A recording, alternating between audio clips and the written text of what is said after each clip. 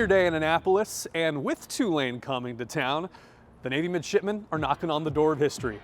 Get this, since the Green Wave are ranked number 25 in this week's AP poll, the Mids can beat multiple ranked opponents in a season for the first time since the Eisenhower administration, 1958.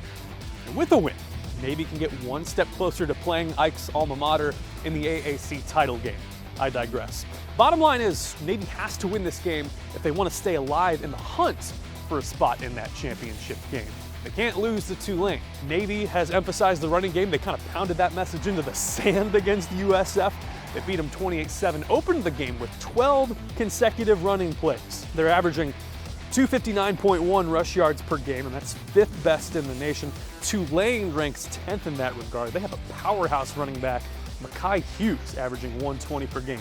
Noon kickoff right here at Navy Marine Corps Memorial Stadium on ESPN2. Just like finding extra fries at the bottom of the bag, you get a bonus Army-Navy sprint football game.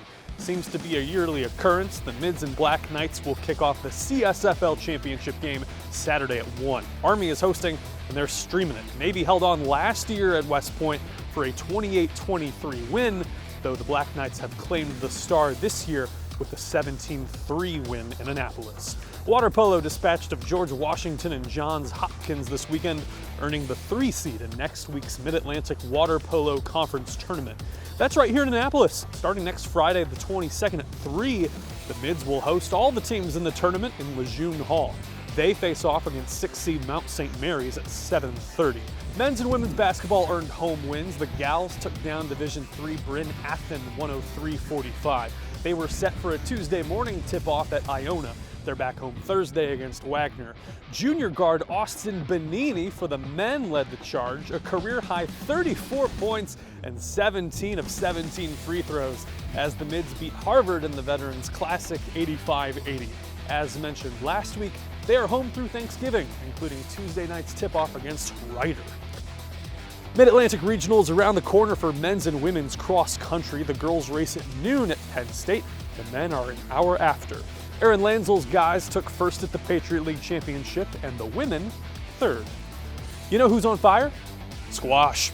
A pristine 7-0 after this weekend, in which the number 20 Mids took down number 16 MIT, a conference foe whom they hadn't beaten in 6 years. And wait, there's more.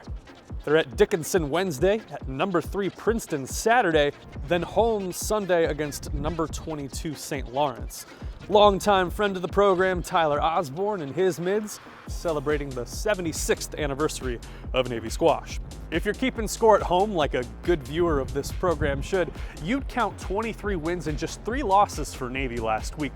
A whole lot of great games coming up, including men's rugby hosting BYU this weekend at the Bruce Mack Rugby Center, and wrestling traveling to Iowa State to take on the national powerhouse Cyclones.